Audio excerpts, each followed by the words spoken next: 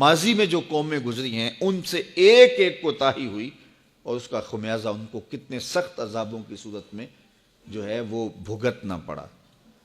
اس امت پر حضور کے صدقے سے عذاب استیصال نہیں آئے گا۔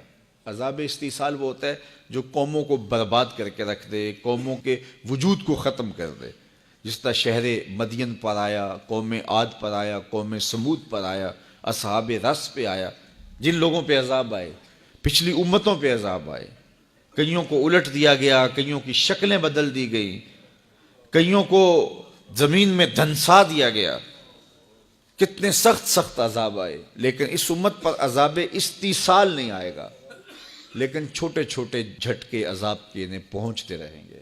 کبھی بے موسمی بارشیں ہوں گی، کبھی موسم پہ بارشیں نہیں ہوں گی۔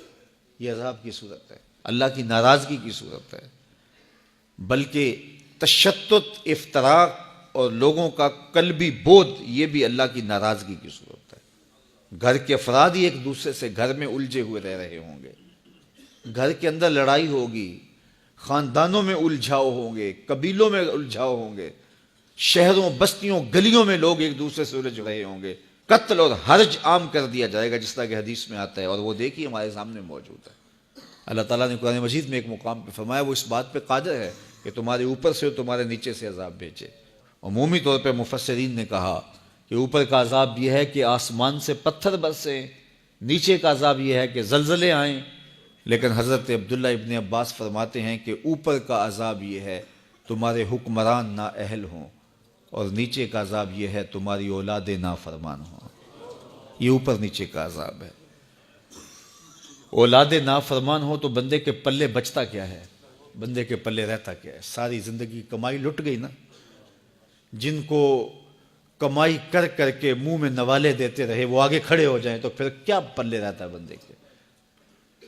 اور اسی طرح حکمران نااہل ہوں، تمہارا کلچر تباہ، تمہاری تہذیب تباہ، تمہارا تمدن برباد، تمہاری دولت لٹ گئی۔ آپ دیکھیے کچرے کے ڈھیر ہیں، پورا ملک بنا ہوا۔ یہ اوپر نیچے کا عذاب ہے، یہ اللہ کی ناراضگی ہے۔ تمہیں تشتت اور افتراق میں مبتلا کر دیا جائے گا۔ اب ایک امت 72-73 گروہوں میں بٹ گئی، یہ اللہ کی ناراضگی ہے۔ تم لابیوں میں، فرقوں میں، گروہوں میں تقسیم ہو گئے، ایک دوسرے کا گریبان نوچ رہے ہو۔ یہ شریکہ برادری تو اللہ کی رحمت تھی، لیکن یہ زحمت بن گئی۔ شریک شرکت سے تھا، دکھ اور درد میں شریک۔ شریک کا یہ معنی تھا۔ فقہا نے لکھا ہے اگر کسی سے قتل خطا ہو جائے، قتل خطا کیا ہے کہ تیر مارا اس نے جانور کا شکار کرنے کے لیے، لیکن ہوا کے رخ پر تیر کا رخ بدل گیا اور تھوڑا سا وہ جا کے کسی انسان کو جا لگا اور وہ مر گیا، تو یہ قتل عمد نہیں ہوگا، یہ قتل خطا ہوگا۔ اس طرح یہ گاڑی ٹکرا گئی تو یہ بھی قتل عمد نہیں ہوتا ہے، یہ بھی قتل خطا ہوتا ہے۔ تو اس کا قصاص نہیں ہے، اس کی دیت ہے۔ غریب آدمی اگر اس سے قتل خطا ہو گیا تو پھر وہ کس طرح دیت ادا کرے گا؟ تو فقہا نے لکھا کہ اس کی شریکہ برادری اس کی مدد کرے گی، چونکہ شریک جو ہیں اس کے، تو اب دکھ بنا ہے اس کے اوپر، مصیبت میں پھنس گیا ہے تو اب شرکت کرے نا۔ تو یہ شریکہ برادری ہے۔ شریکہ برادری رحمت تھی، اوکھے ویلے کام آنے والی تھی، لیکن یہ اللہ کا ایسا عذاب بن گیا کہ بیٹی کی شادی ہے اور شریکہ برادری طاق میں بیٹھی ہوئی ہے کہ کھانا کم پڑے اور ہم تماشا بنائیں۔ وہ اس طاق میں بیٹھی ہوئی ہے۔ تو یہ شریک تو رحمت تھے، یہ زحمت بن گئے۔ یہ کیوں ہوا ایسا؟ اللہ کی ناراضگی کی وجہ سے۔ عذاب استیصال اس امت پہ نہیں آئے گا، اس طرح کے عذاب آئیں گے۔ بدی کا ماحول پیدا ہو جائے گا، نیکی کا ماحول تلاش کرنا مشکل ہوگا، اچھے لوگوں کی صحبت میسر نہیں آئے گی۔ اور آج دیکھ لیجئے کہ آج ہم اگر ڈھونڈنے نکلے تو سالے ماحول میسر ہی نہیں آتے ہیں۔ کسی زمانے میں شہر کی بجائے کہتے ہیں کہ گاؤں میں عافیت زیادہ ہے، گاؤں بھی اب برباد ہو گئے۔ کسی زمانے میں ایک شخص کی بیٹی پورے گاؤں کی بیٹی ہوتی تھی، اب جس کی بیٹی ہے اسی کی بیٹی ہے۔